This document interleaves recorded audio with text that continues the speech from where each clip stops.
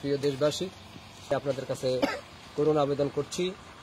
শতকরা 92% মুসলিম দেশে আমাদের মাথার তাজ হলো ইমাম। যারা মসজিদে নামাজ পড়ায় আমরা সবাই তাদেরকে শ্রদ্ধা করি, কিন্তু পৃথিবীর ইতিহাসে বিরল একজন ইমাম সাহেবকে বিয়েতে দাওয়াত দিয়ে আর সেখানে তাকে মারধর করা, এইটা মানবতার বহির্ভূত একটি কাজ। এমনকি আইয়ামে জাহিলিয়াতের সময় যখন মানুষকে কাটাকাটি মারামারি করত, কোনো শত্রু যদি তাদের বাড়িতে আশ্রয় চাইতো তখনও মানুষ কি করতো, আশ্রয় দিত। শত্রুকে মানুষ তার বাড়িতে আঙ্গিনা পেয়ে হত্যা মারত না। কিন্তু আজকের এই আধুনিক সমাজে আমরা যে দেশে বসবাস করি, আমাদের প্রাণের স্পন্দন আলেম সমাজ, যারা আমাদের মাথার তাজ, যাদের পিছনে আমরা নামাজ পড়ি, আজকে একজন আলেমকে ডেকে নিয়ে তাকে বিয়ে পড়ানোর জন্য দাওয়াত দিয়ে তার বাড়ির সামনে এভাবে তাকে মারধর করা, তাকে আঘাত করা, তাকে জঙ্গি বলা, তাকে অশ্লীল ভাষায় গালি দিয়ে তাকে যে মারধর করা হয়েছে, অত্যন্ত ন্যাক্কারজনক ঘটনা। আমি একজন আলেম হিসাবে এর প্রতিবাদ জানাই, এবং আমরা যারা এর প্রতিবাদ করতে গিয়েছিলাম আমাদেরকে সেদিন তারা আবার পুনরায় আঘাত করে।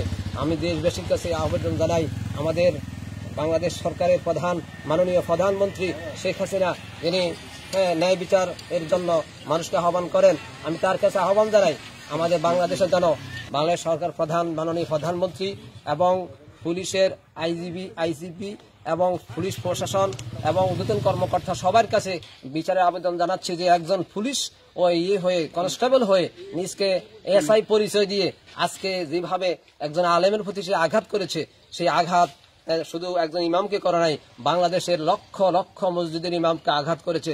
সেই জন্য আমরা এই স্পর্শকাতর এই অপরাধের জন্য পুলিশ প্রশাসন থেকে সবার কাছে আবেদন জানাই যে যার মাধ্যমে একটা পুলিশ প্রশাসন, যে যেমন মুজিব বসের কি আবেদন ছিল যে জনগণের পুলিশ হবে, সেই জনগণের পুলিশ না হয়ে সে আজকে একজন ইমাম সাহেবকে মারছে। সুতরাং একটা পুলিশ প্রশাসনের জন্য একটা কলঙ্ক, এই কলঙ্ক পুলিশ প্রশাসনে থাকতে পারে না। পুলিশ প্রশাসন একটা পবিত্র প্রশাসন, যারা মানুষের কল্যাণ করে, কিন্তু সেই কল্যাণের জায়গায় এই অকল্যাণ যে যিনি করেছে, যার দ্বারা হয়েছে, একটা পুলিশ প্রশাসন একটা মানুষের জন্য অপবাদ হতে পারে না, একটা কলঙ্ক হতে পারে না। সুতরাং আমরা এর সুষ্ঠু বিচার দাবি করি, জনগণের কাছে আমরা দোয়া প্রার্থনা করি, আল্লাহ পাকের কাছেও দোয়া করি, যাতে করে এর সুষ্ঠু একটা বিচার হয়, দৃষ্টান্তমূলক বিচার হয়, যাতে করে বাংলাদেশে আর কোনোদিন কোন ইমামের উপরে এমন ধরনের আঘাত না।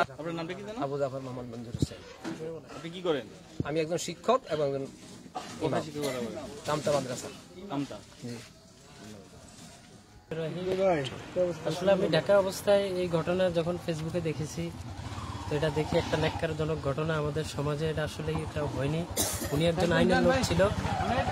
যদি আমাদের ইমাম সাহেবের যদি কোনো অন্যায় থাকতো তাহলে ওরা নিজেরা বসে এটা ওনারাই বিচার করতো, কিন্তু এভাবে নিজের হাতে একজন ইমাম সাহেবের, একজন গণ্যমান্য মানুষের এভাবে হাত তোলা, উনি অনেক অন্যায় করেছে। আমরা এটার সুষ্ঠু বিচার চাই। এই এলাকাবাসী সহ যারা আছেন আপনারা সবাই ঐক্যবদ্ধভাবে এটার বিচার চাইবেন। আমিও এটার সুষ্ঠু বিচার চাই।